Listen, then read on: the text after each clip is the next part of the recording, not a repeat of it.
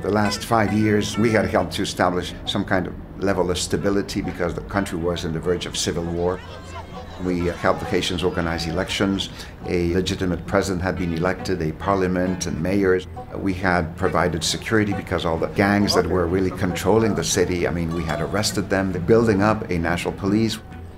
And then the economic development also, tourism, job creation, agriculture, export, and all of a sudden, on the 12th of January, in 60 seconds, all that was completely destroyed.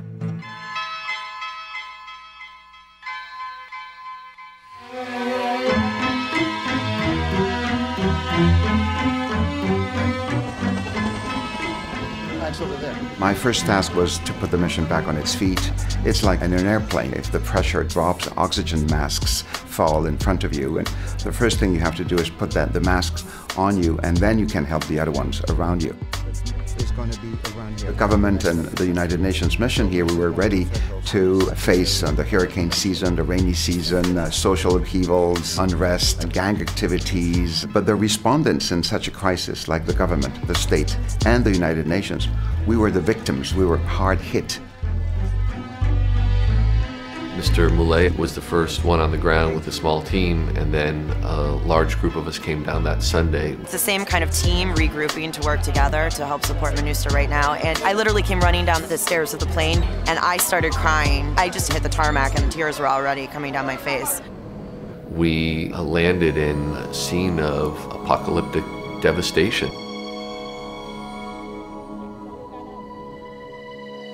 It wasn't just physical devastation, it was very much human loss for the population as a whole, but very much for the UN. There were still rescue operations going on, survivors were still being pulled out of rubble. We knew a lot of UN colleagues had died. We didn't know how many. We didn't know how many might still be alive under the rubble.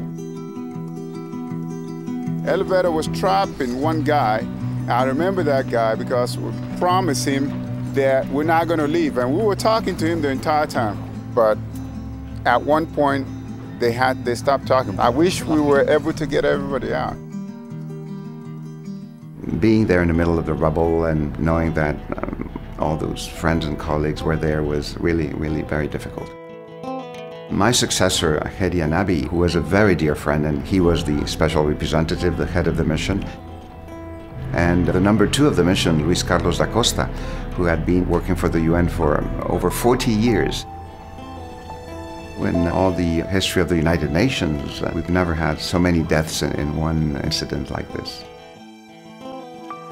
I think the UN is generally very good at responding to crises, but this crisis we certainly did not imagine. It's so different than any other crisis we've been through because of how hard it directly impacted the United Nations, destroying to rubble our mission headquarters. Houses, apartments, offices, all that was destroyed. So we came here to this logistics base at the airport, and we've been operating from here, living here and sleeping here on couches, sleeping bags, sleeping in cars. So it's been very difficult. Bon, comme la plupart des Haïtiens aujourd'hui, nous avons tout perdu, mais nous avons la vie. Maintenant, je vis dans mon quartier et avec une partie de ma famille. La vie continue. Logistics, since the very beginning, was a nightmare. The 2 ports in Port-au-Prince were completely destroyed. There's only one landing strip at the airport. 2 million people need assistance. My main concerns right now are, of course, humanitarian assistance, aid, food distribution, water distribution, shelter for the people. The rainy season starts the end of April, beginning of May, and we have 200,000 people homeless. But also the issues related to security. On the police side, for example, we had this vetting system.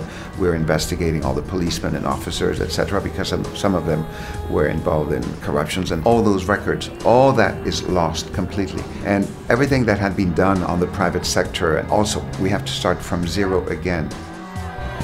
Parliament has no seat or no place to work. All that legislation will take some time. The gang leaders and all the bandits and criminals, more than 6,000 escaped from the National Penitentiary. They're back on the streets. So we have to start all over again. In spite of their losses, the military pillar and the police pillar of the mission were very operational since seconds after the earthquake. They were really active and patrolling and rescuing and doing amazing job. It was incredible to see some of our colleagues that had lost their wives or children, and they were here working every day. I was totally emotional, but as a military, I have to think not only myself, I have to look for public, I have to think about the security problem in this Haiti. 3 days after the earthquake, the Security Council met, and then they decided to increase our troops, 3,500 additional troops.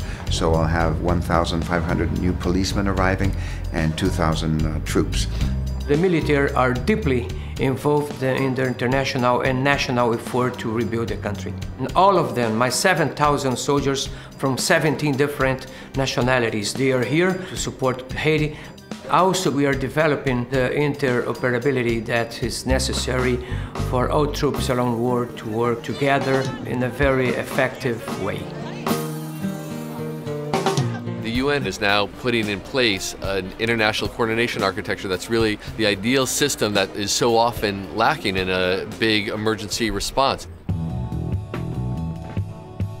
UN peacekeeping missions in general, we are there in different countries for a limited amount of time. Last October 2009, when the Security Council was debating the renewal of the mandate of MINUSTA in Haiti, they were already thinking about a downsizing of the mission and closing down the mission. And then all of a sudden that changes completely. So now we know that the UN mission will be in Haiti for many years to come. This population, this group of people have been through so much. I'm actually rendered speechless by how resilient they are and how hopeful they are and how they're able to maintain some sense of dignity in all of this.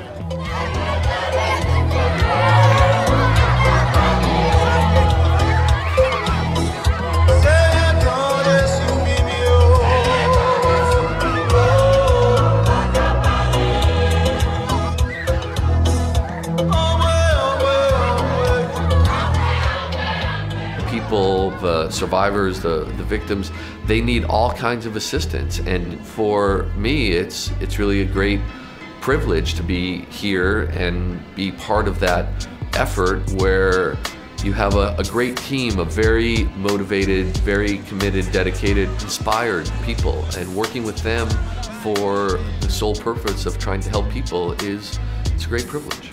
Les Nations Unies ont fait un travail formidable pour leur staff et leurs dépendants. Et je suis très fière de ce que je fais.